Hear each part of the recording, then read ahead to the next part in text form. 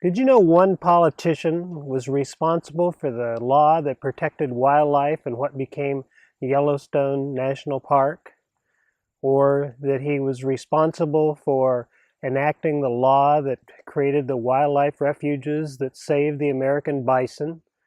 Or was responsible for passing the first federal Game Protection Act that protected plume birds from being slaughtered so their feathers could be used in hats? Or authored the law, the Antiquities Act, that allows presidents to create national monuments on scenic and scientifically important tracts of federal land? You may be thinking I'm talking about Teddy Roosevelt, perhaps famous as our conservation president, but you'd be wrong. This is Professor Neil Hamilton from the Drake University Agricultural Law Center with today's Our Water, Our Land. The politician who led these efforts and more is a congressman whose legacy has fallen into obscurity.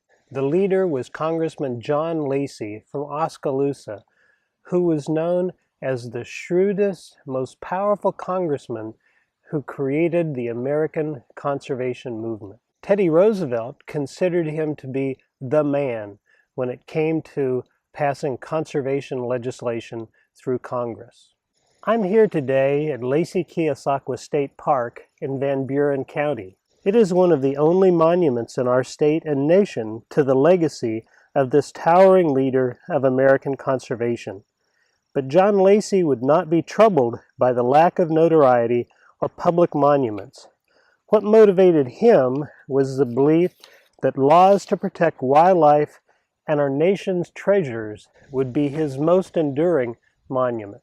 John Lacey's career grew from his time as a county seat lawyer in Mahaska County in Oskaloosa, and from his service as one of the many Iowans who served in our nation's Civil War. Lacey returned to Oskaloosa and served in the Iowa legislature, where his interest in wildlife protection began to manifest itself. He was then elected to Congress, but it was during the 1890s and the early part of the 20th century that Lacey was able to leave his legacy on our nation's land. The respect of his Republican peers led him to serve for 12 years as the chair of the powerful Public Lands Committee. He also left his name to a series of legislation known as the Lacey Acts of 1894, of 1900, and of 1905. His reputation as a mild-mannered but powerful conservation leader led to his nickname, the Velvet Hammer. In 1900, his velvet hammer fell on the plume hunters who were decimating the population of birds in the Florida tropics.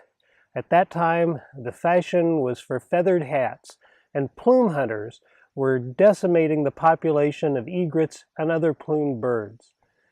The Lacey Act of 1900, which is known as the first federal Game Conservation Act, prohibited the movement of protected birds across state lines.